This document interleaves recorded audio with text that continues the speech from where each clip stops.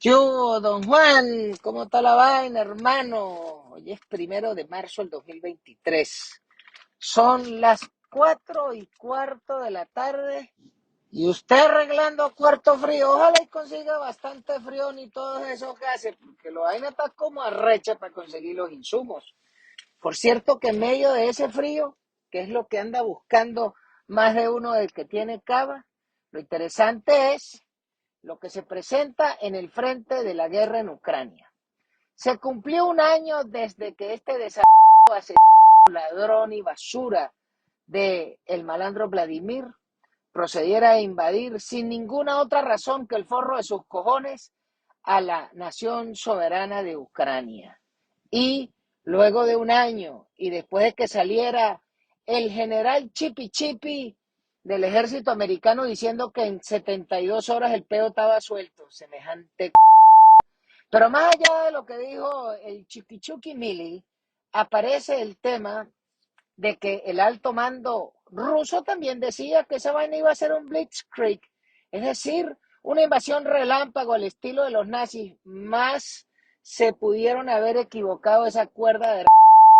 porque a pesar de que mucha gente jugaba para atrás y entendían que había que tirar a pérdida, lo único que está claro el día de hoy es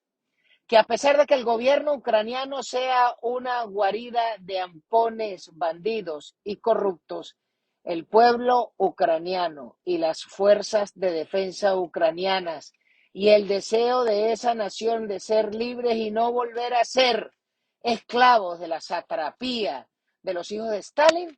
los ucranianos le pararon el macho. Primero en la invasión a Kiev y luego con el resto del proceso de invasión tanto al norte como al sur los retuvieron, los echaron para atrás, le cagaron la cara y al día de hoy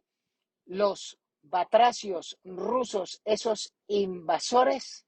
tienen más de 150.000 muertos y pueden tener más de 100.000 heridos y además han destruido más allá del 35% de todo el parque de armamento de tierra ha sido destruido. Obusos, emplazamientos de artillería, emplazamiento de cohetes, helicópteros, aviones, patrulleros, cruceros, además de destructores, todo tipo de aeronaves han sido destruidas por las defensas de los ucranianos. También se ha probado que por más de que haya mucho pajú en el Pentágono, lo cierto es que como cuerpo militar son los carajos más rechos y amolados que hay en el planeta, porque teledirigiendo la película en Ucrania los tienen acorralados a los rusos y tienen a todo el mundo en check. También lo otro que está claro es que es la OTAN, y es decir, cuando juegan en llave americanos, ingleses, franceses, holandeses, alemanes, daneses, y ahora que están los nuevos socios como Polonia, Hungría, Bulgaria, Estonia, Letonia, Eslovenia y los nuevos socios de Suecia y Finlandia. Todo ese lotecito de gente, de alguna forma, lo que le han dicho es a los rusos: aquí no te vas a meter y no nos vas a joder. ¿Qué es lo terrible de esa campaña?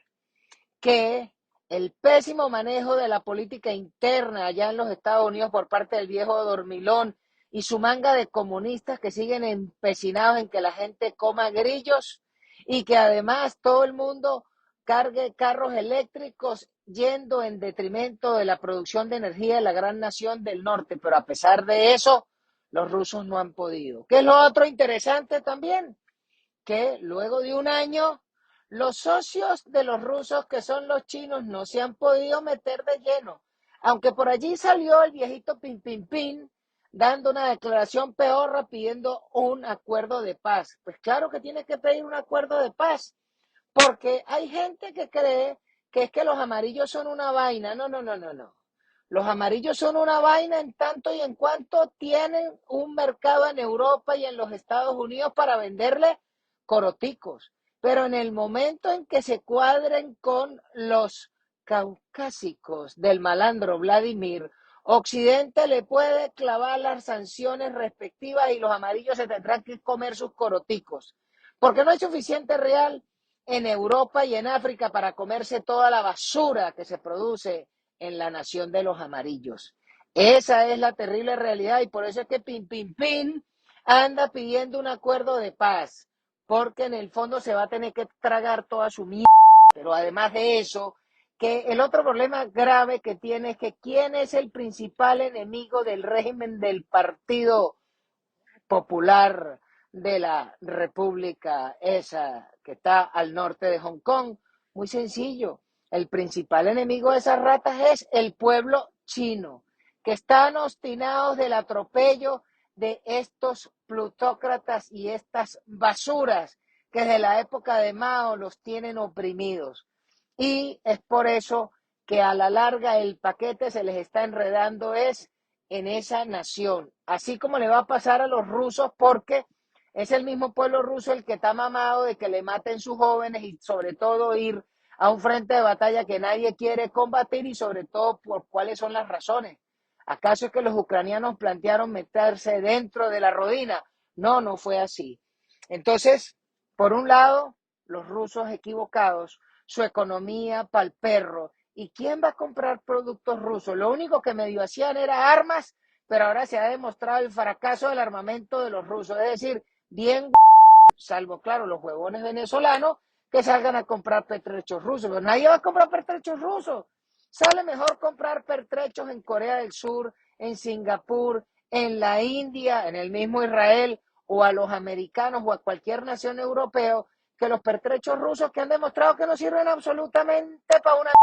igual que los pertrechos iraníes. Y lo otro que es interesante es que esta semana se acabó la luna de miel que había con los amarillos y el cuento de el virus de la sopa amarilla. Sobre todo porque en el cambio del Congreso americano ya han salido actores a exigir de que fueron los amarillos los que montaron el virus y bien sea por acción, por omisión o porque se les escapó o porque fue una liberación deliberada de la sopa china como arma biológica, lo cierto es que ya Occidente les va a empezar a cobrar. Porque ¿cómo es eso de que estos señores amarillos siguieron prestándole plata a los africanos, a los americanos de México hasta abajo y a las mismas corporaciones americanas y resulta que nadie les ha cobrado que los tipos mataron por lo menos 10 millones de chinos, sin contar el poco millones de personas que mataron en Occidente,